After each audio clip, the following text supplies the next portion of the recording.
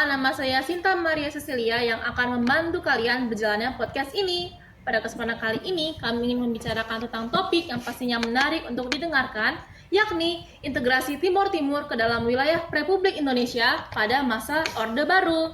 Kita akan bahas perjalanan panjangnya, mulai dari masa penjajahan Portugis sampai pembangunan setelah integrasi. Kalian bisa lihat nih di kiri dan kanan aku.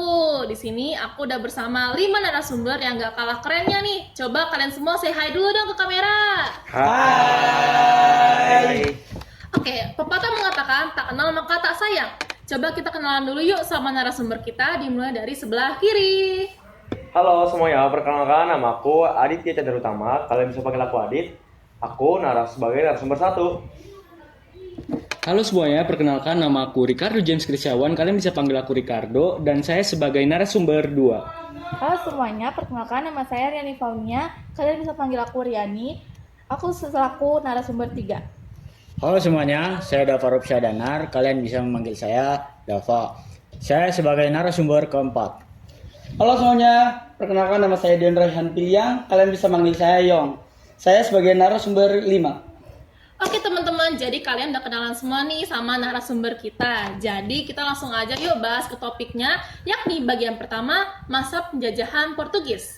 Pastinya teman-teman ini belum tahu kan asal-usul penjajahan Portugis ini gimana? Coba dong aku mau tanya ke Kak Adit. Kak, kira-kira awal mula Portugis menjajah Timur Timur tuh sebenarnya buat apa ya Kak?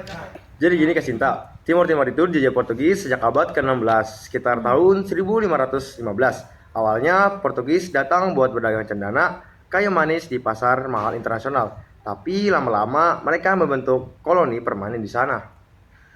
Pusat kekuasaan Portugis waktu itu ada di Dili, dan mereka memperkenalkan agama Katolik serta sistem pemerintahan bergaya Eropa. Sayangnya, penduduk lokal banyak yang dipaksa kerja dan gak punya kebebasan politik. Oh begitu ya Kak, berarti pas Indonesia merdeka tahun 1945, Timor Leste tuh belum ikut bebas ya Kak? Iya betul Kak Sinta, Portugal masih mempertahankan kekuasaannya. Bahkan ketika negara-negara lain udah melepaskan koloninya, jadi Timor baru mulai bergerak menuju perubahan setelah revolusi Anyer di Portugal tahun 1974. Wah, ternyata revolusi Anyer tuh sengefek itu ya buat Timur Timur. Coba dong aku mau nanya ke Kak Ricardo, setelah revolusi Anyer ini, apa sih yang terjadi sama Timur Timur sendiri? Oke, jadi setelah pemerintahan diktator di Portugal pada tahun 1974, muncul kebijakan dekolonisasi atau pembentukan koloni. Nah, rakyat Timur Timur itu jadi punya kesempatan untuk menentukan nasibnya sendiri. Nah, dari zaman ini muncul 3 partai utama. Yang pertama itu ada UDT, Unit Demokratik Timor, yang awalnya pro-Portugal tapi ingin kemerdekaannya secara bertahap. Yang kedua itu ada Fretilin, yang mempunyai ide kiri atau paham kiri, nasionalis, dan pengen Timur Timur segera merdeka tanpa Portugal. Lalu yang partai yang ketiga itu ada APODETI, Asosiasi Populer Demokratik Timor. Justru dari partai ini mendukung integrasi langsung ke Indonesia, karena mereka merasa lebih cocok secara budaya dan geografis. Tapi dilihat-lihat kayaknya mereka bertiga ini tuh punya perbedaan pandangan yang tajam banget ya Kak. Betul, bahkan perbedaan itu makin terasa ketika UDT dan Fretilin bersaing untuk pengaruh politik. Sedangkan APODETI mendapat dukungan dari sebagian kecil rakyat dan simpati dari Indonesia. Wah, ternyata dengan adanya partai politik, belum tentu semua partai memiliki kesamaan pandangan ya teman-teman. Coba dong aku mau nanya ke narasumber ketiga kita, yakni Kak Riani.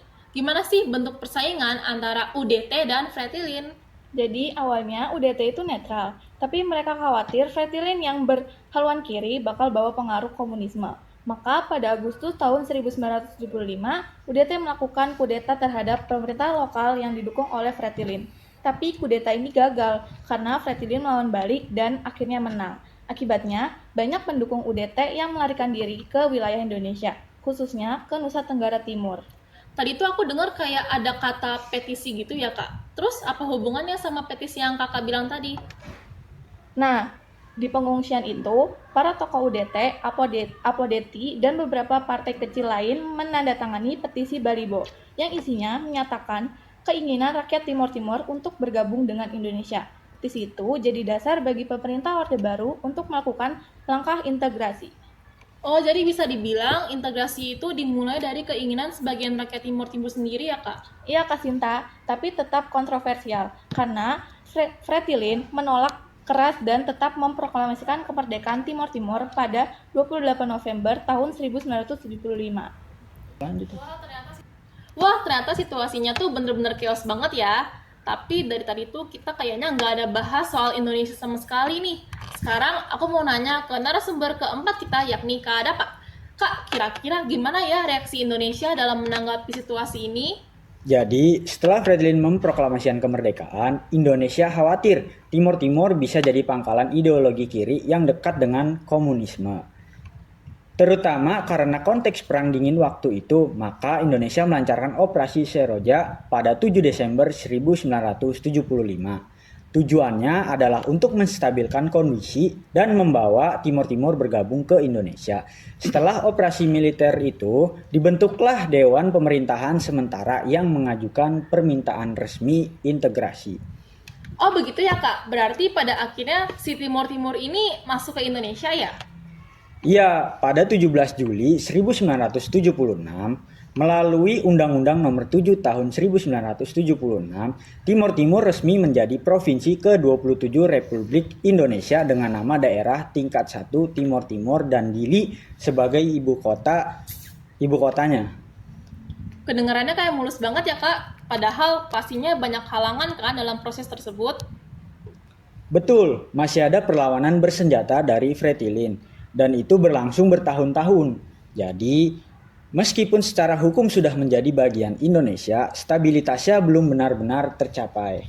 Wah, kedengarannya Timor Timur itu butuh proses yang panjang ya teman-teman buat menyesuaikan sama Indonesia. Kira-kira prosesnya itu apa aja ya Kak Dion? Wah, banyak banget program pembangunan. Dari pemerintah Orde Baru ingin menunjukkan bahwa Timur Timur bisa maju bersama Indonesia. Misalnya pembangunan infrastruktur kayak jalan raya, jembatan, dan pelabuhan. Bidang pendidikan contohnya kayak sekolah, bahasa Indonesia yang diperkenalkan dan banyak guru dikirim dari luar daerah. Bahkan dari bidang kesehatan, rumah sakit dan puskesmas dibangun, vaksinasi digencarkan. Berarti dengan masuknya Timor Timur ke wilayah Indonesia, itu tuh memiliki banyak kemajuan ya Kak? Iya betul, tapi di sisi lain banyak rakyat Timur Timur yang merasa pembangunan itu terlalu dari atas ke bawah. Artinya mereka kurang dilibatkan dalam pembangunan.